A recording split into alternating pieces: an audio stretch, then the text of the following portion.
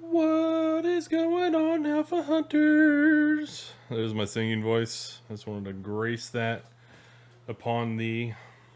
It is a very terrific Tuesday. I don't know a bullish word that starts with T. We're trending a little bit higher. Not unexpected. Kind of figured we'd be bullish into that Wednesday, maybe even the first half of the day on Wednesday. As we go into Fed FOMC on midday on Wednesday.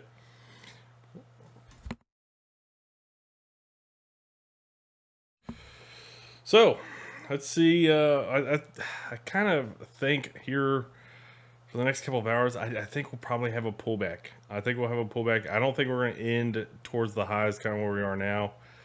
I think there's going to be a lot of people that are going to be getting a little bit more protective as we go into tomorrow, because I don't think we're going to get anything that we don't already know. I think a lot of investors kind of think that as well, and therefore I see probably a pullback here in the next couple hours, just to probably close out the trading day as you would on this Tuesday. So but we'll look at kind of how the game plan for tomorrow would go. What's going on, Ellie? How are you doing? Anyway, SPY had a little bit of a gap up.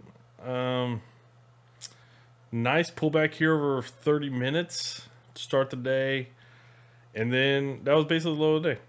Nice little pullback there, 30 minutes. Nice little pop here for the next 15 minutes. Kind of was choppy in here for the rest of the mid-morning. Once we got to the midday, we had a nice little trend here for the past 2 hours, hour and a half, a little bit over an hour and a half, hour 45 minutes. But I wouldn't be bullish here. I just wouldn't. Even if you look at like today and yesterday, yeah, nice. I mean, we had that gap up to start the week, and how much was that gap up? It's 0.7%. And we are up 1 3/4. I don't know. I don't know. It seems like a lot of the price action that we've had for the week, there's really a lot on that gap up. Kind of had a hard time to really bounce higher, and it's really a little bit more evident on the daily picture. I don't know. It seems like to me like we're not just ripping higher, but that's just my point of view. Now, as far as tech and the Qs, they've been a little bit more lagging behind. They didn't have nearly as much of a gap up today, and they sold off a little bit harder. They've had a little bit harder go on the bullish kind of moves that the market has had today. And yeah, that's about all you need to know about tech. The bearish moves. We got down roughly 0.75% there on the Qs from the close of yesterday to the low of today. And yeah, it's just big tech just hasn't really had the gusto today. Now, AAPL gapped down pretty good. I'm going to just briefly hit this one. This is probably one reason why the Qs actually gapped down pretty good. Or, we're down more than the rest of the markets to start the day, because AAPL gapped down roughly 0.6%, traded a little bit lower there. But they've got a little bit better on the bullishness for the mid-morning, midday here. They've been a little bit better on the bullishness. So we'll see. We'll see kind of how the rest of the day goes, but I wouldn't be looking to be bullish. Now, the IWM, not bad. It's up roughly 1%. It's been pretty strong today. Nice little gap up. Kind of choppy there in that first 30 minutes or so, but nice little run here in the mid-morning. Kind of been up here consolidating, looking pretty good there. So yeah, I'm a big fan of being bullish on the IWM, just owning it outright. I wouldn't really want to be doing it with options too much right here, but unless you want to be selling options down here. But I would rather be picking up shares on the IWM there. Qs not so much.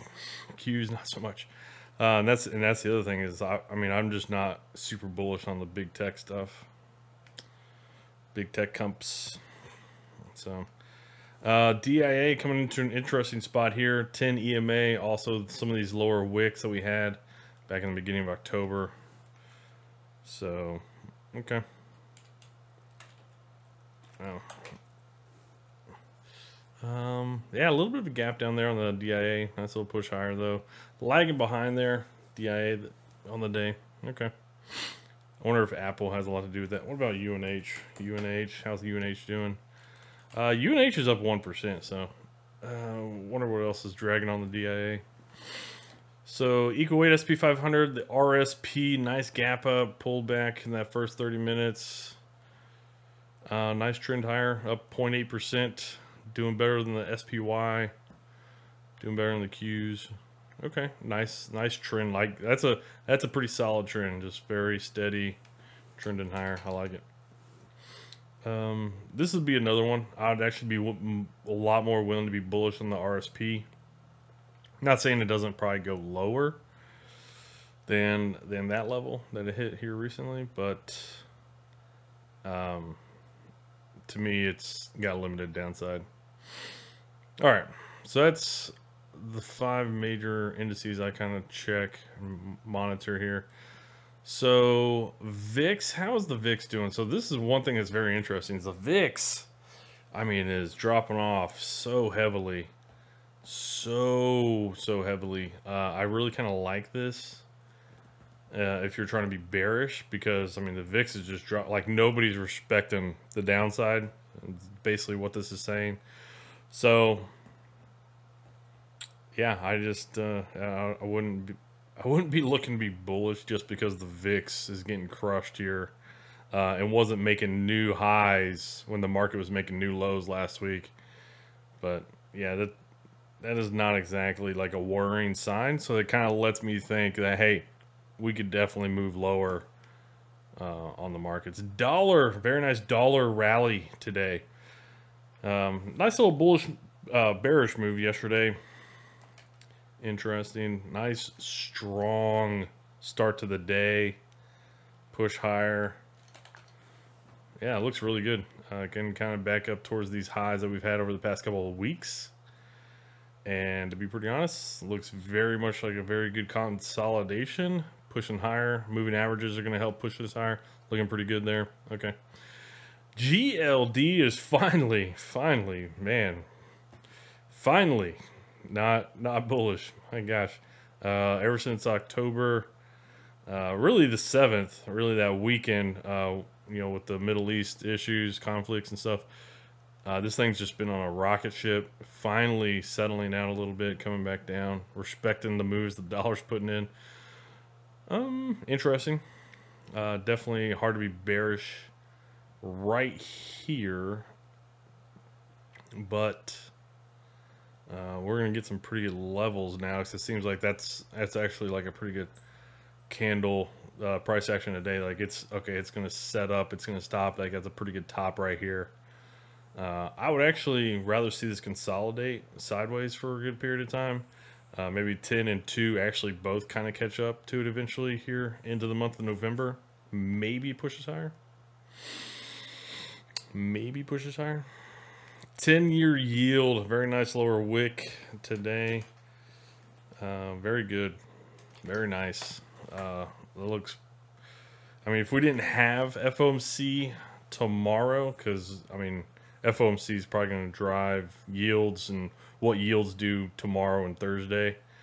So this looks pretty bullish just because I like the lower wick. You know, you break that 10 EMA on the daily, kind of get close to checking in that 20. So it looks like it would push higher, but I mean, who knows with tomorrow in the FOMC meeting. 10-year yield, or not 10-year, the 10 and 2 inversion yield. Still kind of hanging out, not really doing a whole lot, mostly because I mean, we got FOMC tomorrow, so nothing crazy going on. 2-year yield is up, so that's interesting.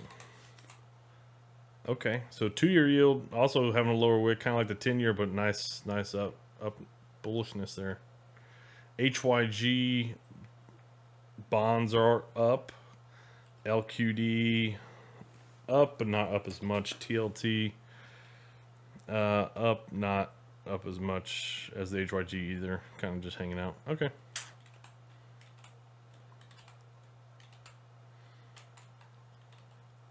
A lot of volume been coming in recently, and it's not exactly bouncing off of this. I think we talked about this yesterday. It's not exactly bouncing off of this level down here. And, you know, this level goes all the way back to like the 2000 era kind of lows. So I actually think we'll break 5% on the 10-year yield.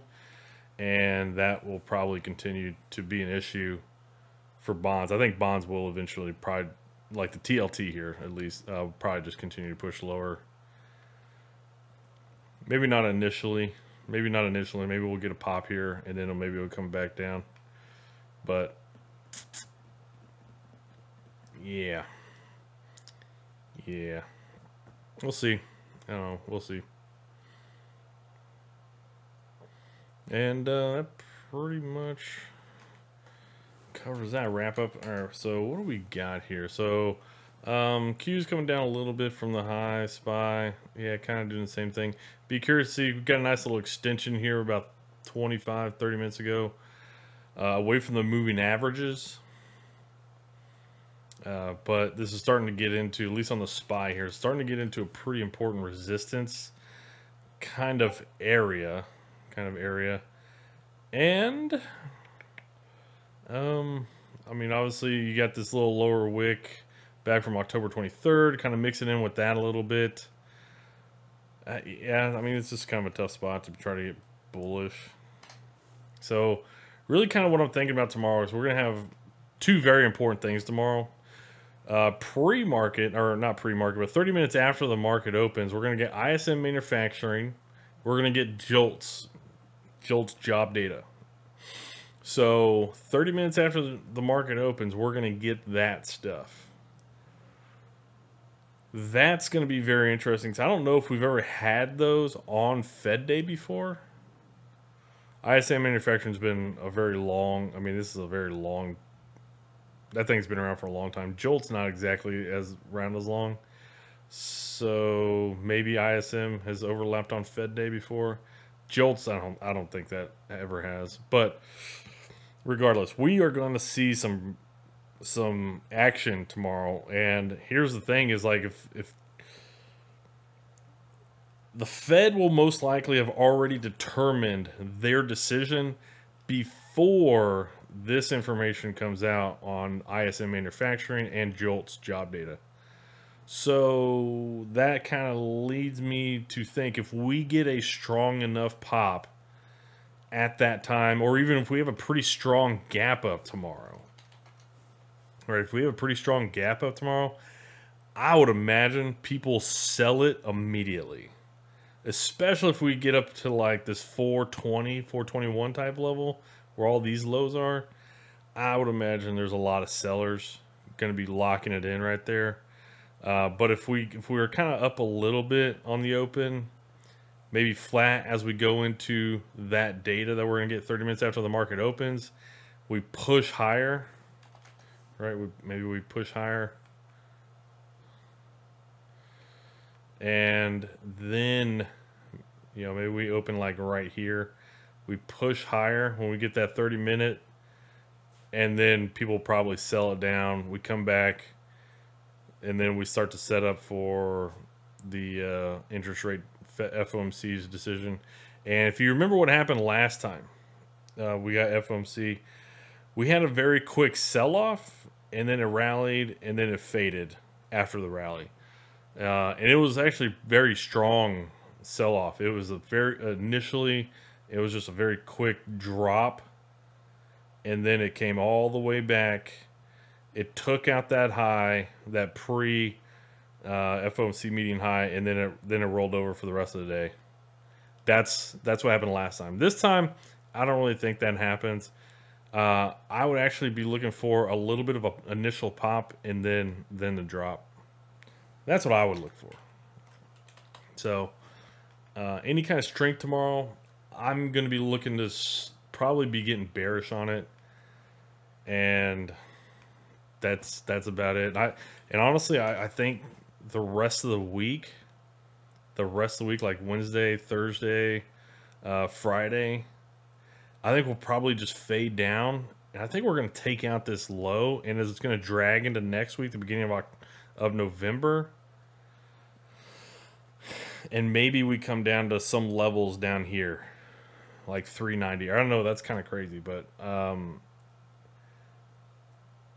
I could just see a sell down early November. Because what I'm thinking is like we sell down early November, and then we rally kind of middle of November, and then maybe that sets up for like a little bit more of a rollover as we go into December to close out the year, that kind of thing.